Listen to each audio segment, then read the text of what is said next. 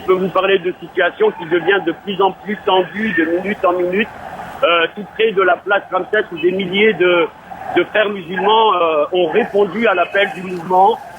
Il y a un face-à-face qui se dessine entre des centaines de manifestants et le siège de la police du quartier. On assiste à des jets de pierre.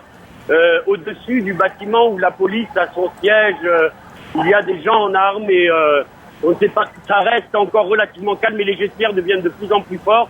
Et voilà, c'est un peu cette image illustre un petit peu la tension qu'il y a aujourd'hui dans cette ville et probablement dans les autres villes d'Égypte. Situation tendue, incertitude sur la suite des événements.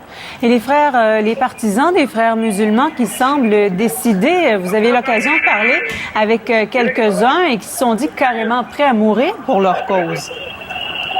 Écoutez, les sympathisants et les membres du mouvement des frères musulmans sont effectivement très très en colère et c'est pas un hasard. Ils ont surnommé cette journée de la colère, vendredi de la colère. D'abord pour le coup d'État, ce qu'ils appellent coup d'État, donc la mise à l'écart du président Morsi et des frères musulmans, l'arrestation de plusieurs membres des frères musulmans. Ensuite, évidemment, ces affrontements qui ont eu lieu sur deux grandes places du Caire où s'étaient installés des milliers de frères musulmans, souvent avec femmes et enfants, justement. Le bilan des morts, on le connaît. On a quelques chiffres officiels, près de 600 morts officiellement, plus de 2000 pour les frères musulmans. Et pour ceux à qui j'ai parlé ce matin, il n'est pas question de reculer. Avant le retour à la légitimité, une femme m'a montré sur son bras, inscrit son nom et son numéro de téléphone. Ceci pour dire que si elle mourait, elle serait identifiée. C'est dire que les gens ici s'attendent à tout. Ils savent que la confrontation est dangereuse et ils sont prêts effectivement à tenir le siège tant que leurs revendications ne seront pas satisfaites. Pendant que vous nous parlez, on entend clairement les manifestants derrière vous. Vous nous avez parlé brièvement des forces de sécurité. À quoi ça ressemble? Alors, les forces de sécurité ici, place Ramsès, ne sont pas très visibles, mais elles ne sont pas très loin.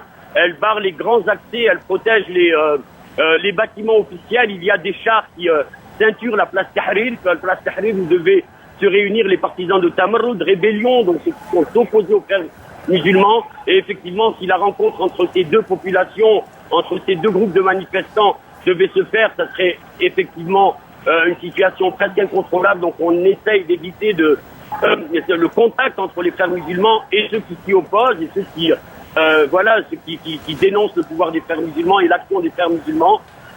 Il y a des chars effectivement dans tous les grands quartiers de la ville, mais ici autour de la place Ramsès, je pense qu'on a laissé faire, laissé les gens manifester, mais je ne pense pas que l'armée et la police acceptent que la manifestation aille beaucoup plus loin que le lieu où elle se déroule en ce moment.